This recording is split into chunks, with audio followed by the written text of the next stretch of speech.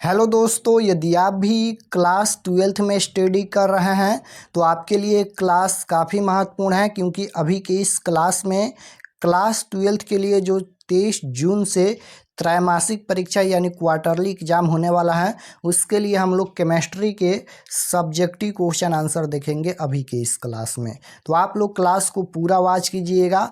Class twelfth का 23 जून से त्रैमासिक परीक्षा यानी क्वार्टरली एग्जाम होने वाला है और 23 जून को पहला दिन फिजिक्स और केमिस्ट्री का एग्जाम होगा। तो 23 जून परीक्षा के लिए हम लोग केमिस्ट्री के सब्जेक्टिव क्वेश्चन आंसर देखेंगे अभी के इस क्लास में। क्लास ट्वेल्थ क्वार्टरली एग्जामिनेशन जून 2025, त्रैमासिक परीक्षा जून 2025। समय 3 घंटा 15 मिनट का मिलेगा। सबसे पहले पेपर में खंड अ मिलेगा। खंड अ में आपसे ऑब्जेक्टिव टाइप क्वेश्चन पूछा जाएगा। विषय कोड केमिस्ट्री का 118 रहेगा। तो खंड अ में ऑब्जेक्टिव रहेगा। उसके बाद खंड ब मिलेगा। खंड ब में आपसे सब्जेक्टिव टाइप क्वेश्चन पूछा जाएगा, यानी लघु उत्तरीय प्रश्न और दीर्घ उत्तरीय प्रश्न पूछा जाएगा। तो यहाँ पर सबसे पहले लघु उत्तरीय प्रश्न पूछा गया है। 1 से 18 तक यहाँ पर लघु उत्तरीय प्रश्न है। इनमें से किन्हीं 10 प्रश्नों के ही उत्तर देना है। और आपके फाइनल बोर्ड परीक्षा में 1 से लेकर 20 तक लघु उत्तरीय प्रश्न पूछा जाता है, जिनमें से 10 प्रश्नों का ही उत्तर देना है फाइनल बोर्ड परीक्षा में भी। तो आइए क्वेश्चन देखते हैं, उसके बाद इसका आंसर भी बताएंगे और लास्ट में ये भी बताएंगे कि आप लोग इसका पीडीएफ कैसे डाउनलोड कर सकते हैं, क्योंकि पीडीएफ आसानी से डाउनलोड करके ये सभी प्रश्न को आप लोग लिख कर जरूर याद कर लीजिएगा, क्योंकि इसमें से क्वेश्चन आपके फाइनल बोर्ड परीक्षा में भी पूछा जाएगा। पहला नंबर क्वेश्चन है कि फ्रैंकल दोष क्या है। फ्रैंकल दोष क्या है। दूसरा नंबर क्वेश्चन है कि प्रतिचुंबकीय पदार्थ किसे कहते हैं। 3 नंबर क्वेश्चन है किसी वैद्युत अपघट्य के जलीय विलयन में जल मिलाने पर विशिष्ट चालकता पर क्या प्रभाव पड़ता है। 4 नंबर क्वेश्चन है विद्युत आयनिक विलयनों की चालकता किन किन बातों पर निर्भर करती है। और 5 नंबर क्वेश्चन है उत्प्रेरक के कार्य की व्याख्या एक रासायनिक प्रतिक्रिया द्वारा करे। और 6 नंबर क्वेश्चन है कि जिंक ब्लेड से जिंक से निष्कर्षण में होने वाली रासायनिक अभिक्रियाओं को लिखिए। 7 नंबर क्वेश्चन है SN1 और SN2 प्रतिक्रियाओं में अंतर बताएं। 8 नंबर क्वेश्चन है एथिलीन ग्लाइकॉल और यहाँ पर ट्रेफैथिलिक अम्ल से डेक्रान किस प्रकार प्राप्त किया जाता है। उसके बाद है कि इंसुलिन की रासायनिक प्रकृति तथा शरीर क्रियात्मक संक्रियता को संक्षिप्त रूप से समझाए। 10 नंबर क्वेश्चन है एक परीक्षण को लिखे जिसके द्वारा methyl alcohol and ethyl alcohol के अंतर को स्पष्ट करे। 11 नंबर क्वेश्चन है कारण बताए तापकरण बढ़ाने से प्रतिक्रिया का दर बढ़ जाता है।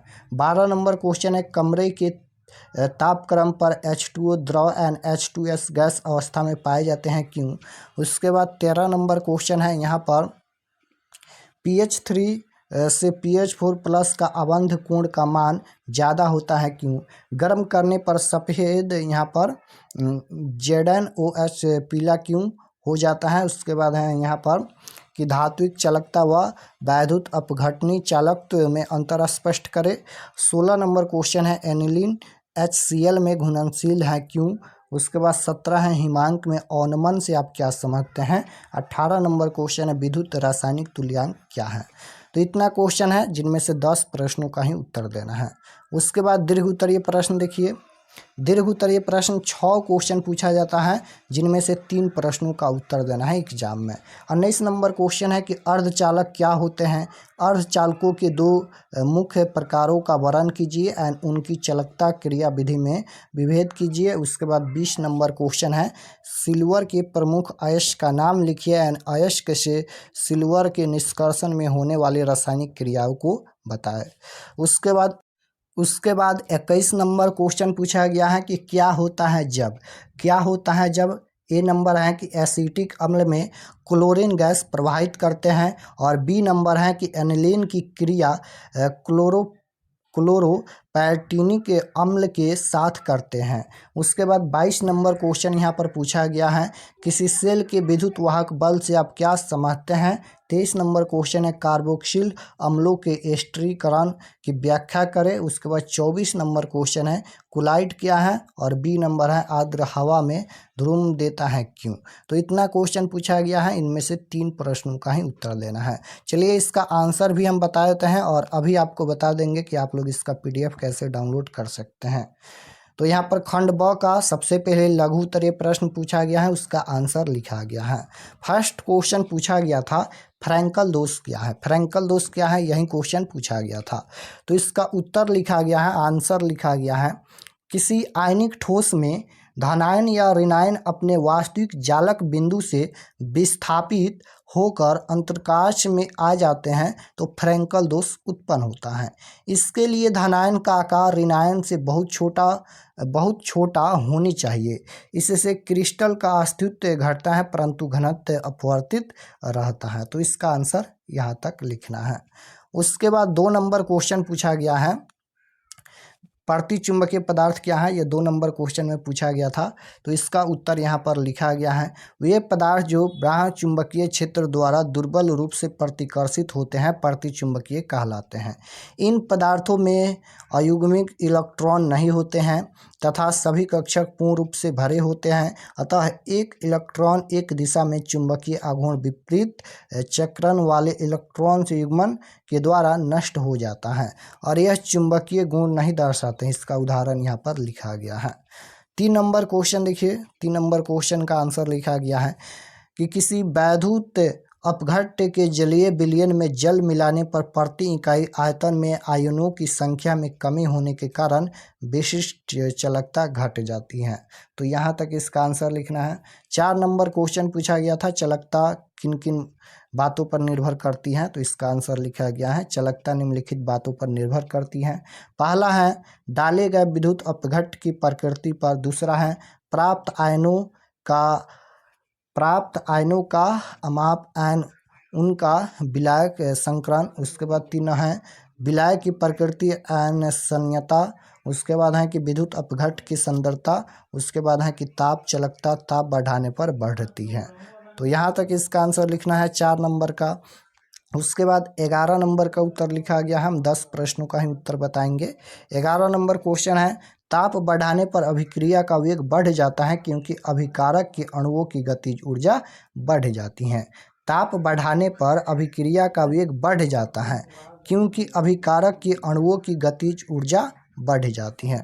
उसके बाद 12 नंबर क्वेश्चन का आंसर लिखा गया है, कमरे के तापक्रम पर H2O द्रव एंड H2S गैस अवस्था में पाए जाते हैं क्योंकि H2O के अणुओं के बीच अंतराणविक हाइड्रोजन आबंध होता है जबकि H2S के अणुओं के बीच वांडर वाल बल क्रियाशील रहता है। तो इसका आंसर यहाँ तक लिखना है।